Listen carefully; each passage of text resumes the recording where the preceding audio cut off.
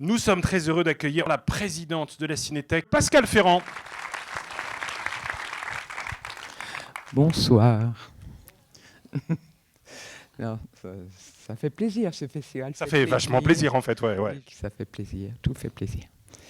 Alors, je suis dans une injonction contradictoire insoluble. C'est que normalement, il ne faut pas dire trop de bien des films avant une projection parce que, je le sais bien, moi comme spectatrice, on prend le risque que les gens soient déçus. Bon. Mais là, sur ce film, c'est impossible en fait. C'est-à-dire, soit j'en parle pas, ce qui est possible. Ça, oui, mais non, en fait, c'est pas le principe. mais qui n'est pas tout à fait le principe. Soit si j'en parle, je suis déjà obligé de dire que c'est peut-être, pas peut-être, de façon certaine, l'un des 3 ou 4 films des 20 dernières années qui a le plus compté pour moi. Et c'est pas du tout théorique ou intellectuel, c'est toujours le même symptôme en fait. C'est au moment du générique de fin ou juste après, une fois passé l'effet de sidération, surtout par rapport à ce film-là, où on ne sait juste pas exactement si on a vraiment vu ce qu'on a vu. Passer ce moment de sidération, jet de chapeau, glapissement de joie, de bonheur pur. Et c'est lié, je crois, en ce qui me concerne assez souvent, au fait que ça redonne foi dans le cinéma. Voilà. Et notamment dans le cinéma contemporain. On se dit, putain, c'est encore possible, quoi. Et que ça renoue avec des sensations, des perceptions d'enfance où tout était très haut, quoi, sur les intensités d'émotion, de puissance du regard. Bon, donc ça, voilà, c'est le premier effet The Host. C'est un film de monstre, c'est surtout un film monstre ou un film monde, c'est-à-dire un film avec une quantité, une richesse d'émotions et de significations assez rarement vue, enfin, et même assez impressionnante. Je crois que la première chose qu'on se dit quand on sort du film, enfin la première chose que je me suis dit, mais je tendance à penser qu'un peu tout le monde se dit, que vous vous direz vous-même, c'est que c'est un film sidérant sur le mélange des genres. C'est-à-dire, c'est à la fois un film d'horreur, enfin un film fantastique, un film vraiment branché directement sur l'imaginaire, qui peut faire assez peur par moments, mais c'est aussi un grand film social, un thriller, un film d'action, un film de genre très précis qui est le film de kidnapping, avec passage obligé, de montage alterné, etc. Mais ça lorgne vachement vers la comédie à l'italienne grinçante. Et alors surtout, ça flirte avec le grotesque à des moments où on ne s'y attend pas du tout, quoi. Et on ne voit pas du tout comment c'est possible de faire tenir tous ces genres ensemble. Et Bong Joon-ho y arrive, je ne sais pas comment.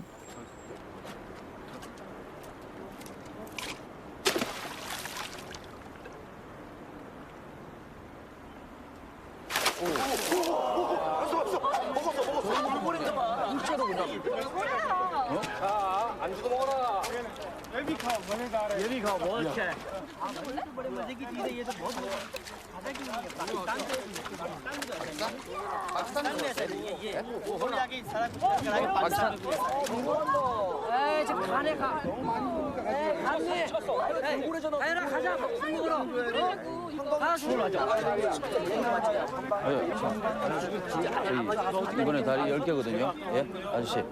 이번에 다리 10개거든요. 한번 세보세요. 아마존에서 충분하죠. 돌고래 맞아. 내가 치고 왔어. 가자. 또 나올 줄 모르잖아요. Et après, on se dit, ah ouais, mais quand même, c'est assez beau parce que, si ça se trouve, c'est un peu la problématique centrale du film. Comment faire tenir les choses ensemble.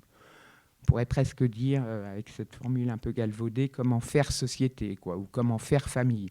C'est-à-dire, une fois la catastrophe avérée, vous allez voir, elle arrive dès le début, elle est assez costaude, c'est-à-dire l'irresponsabilité la plus complète des êtres humains vis-à-vis de la nature, l'hypercapitalisme ambiant, la bêtise crasse, l'incompétence, enfin bon. La catastrophe est avérée, et à un moment donné, comment on fait pour continuer tant bien que mal à faire famille ou à faire société, quel système d'entraide, de relais bricolés, et pour finir, d'une forme de solidarité se met en place pour faire face. Voilà. C'est un peu, en gros, si ça se trouve, le centre de gravité du film. Mais je reviens un peu à cette histoire de mélange des genres. J'ai lu, pour vous, je dirais, non mais bon, à l'occasion de cette présentation, un entretien super intéressant avec Bong Joon-ho, où on lui pose cette question-là, et où il répond un truc magnifique auquel je n'aurais pas pensé. Il dit, en fait, moi, évidemment, j'aime bien, j'ai du goût pour le mélange des genres, mais ce n'est pas du tout mon objectif, en fait, dans le film. Mon objectif, il est beaucoup plus précis que ça. Enfin, il est autre, surtout, mais il débouche sur ça. Mon objectif, c'est de faire ressentir au spectateur les 4 émotions fondamentales que sont la joie, le plaisir, la tristesse et la colère, avec le maximum d'intensité. Et, si possible, et c'est là où il est dingue, et que c'est un peu un génie, sans transition entre chacune de ces émotions, avec le temps de transition le plus court possible, voire sans transition aucune, à l'intérieur d'une même scène, ce qui donne effectivement des moments de grotesque, de comédie grinçante, de gag, de burlesque, etc.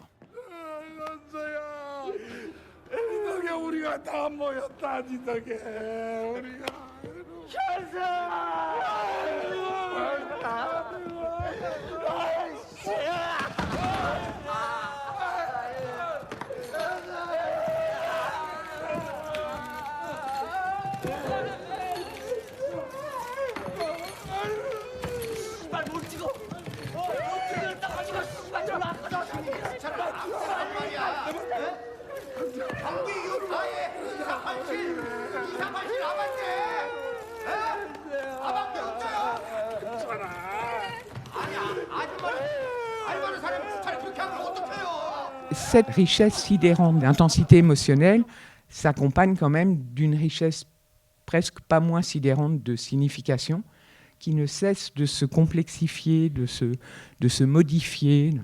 Bon, ça, je ne vais pas rentrer là-dedans, vous en ferez votre miel tout seul. Mais par contre, j'aimerais bien en profiter pour parler un peu du monstre, parce qu'il participe vachement de ces significations, évidemment. Alors, je crois que le premier truc qu'on n'apprend pas, ou même qu'on sait dès qu'on travaille ou qu'on apprend le scénario, c'est que dès qu'il y a un film de monstre, le monstre est la métaphore d'autre chose. Ce qui est vrai, hein, en général. Enfin, c'est très aidant de savoir ça, ça marche vachement bien, avec La Mouche de Cronenberg en particulier. Bon. Mais là, c'est pas complètement ça, parce que ça serait trop simple, j'ai envie de dire. Dans un premier temps, le monstre fonctionne comme une sorte de surgissement. Il arrive très très tôt, ce qui est rarissime dans un film de monstre, comme un événement qui révèle des choses, en fait, qui révèle la psychologie, enfin les interactions intrafamiliales, puisqu'il est quand même vraiment question d'une famille, mais aussi d'une société donnée, la Corée du Sud, son rapport avec l'Amérique, les États-Unis, l'impérialisme américain, les mensonges, la corruption. Bon, ça sert d'une sorte de révélateur, quoi. C'est une figure, voilà, c'est une pure figure. Et puis alors, petit à petit, ça devient un individu. Et un individu extrêmement multiple et composé. Sa silhouette change tout le temps. Des fois, c'est plutôt une grenouille, des fois, c'est une chrysalide, des fois, c'est, je sais pas, une salamandre, enfin, bon, une iguane.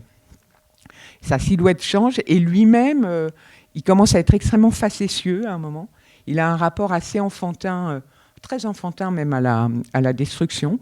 Mais on commence à avoir l'impression de percevoir quelque chose de l'identité ou des caractéristiques de ce monstre.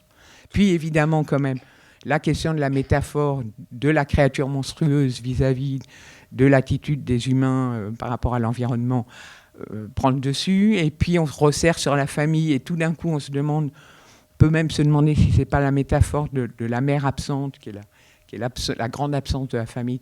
Voilà. Et ça, c'est-à-dire ce monstre ne cesse de muter, comme le film lui-même, en fait, et sous nos yeux ébahis.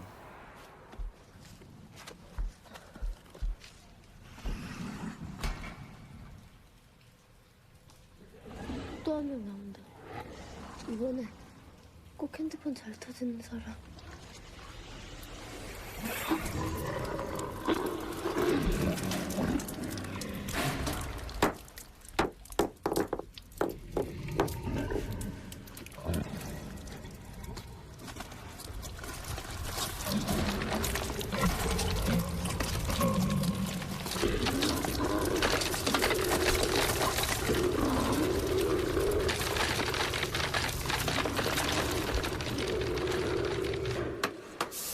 Peut-être le monstre sert aussi à révéler ça, le danger que ce monde disparaisse, je ne sais pas. Mais ce qui est sûr, c'est qu'il arrive à produire sur nous un regard absolument revivifié, quoi, c'est-à-dire ou restauré. Il nous rend un regard neuf et je ne sais pas quoi. Il y a un mélange dans le film entre la description d'un monde contemporain lui-même en mutation et la fraîcheur du regard qu'il arrive à nous rendre pour nous donner à voir ce monde que j'ai à peu près pas vu ailleurs depuis très longtemps. Voilà, ce qui veut dire que grand film politique, sans doute le plus grand film de monstre de l'histoire du cinéma, un film de pur divertissement, c'est-à-dire vous pourriez très bien savoir rien de tout ça, le plaisir du spectacle serait absolument intact. Ça s'appelle un chef-d'œuvre.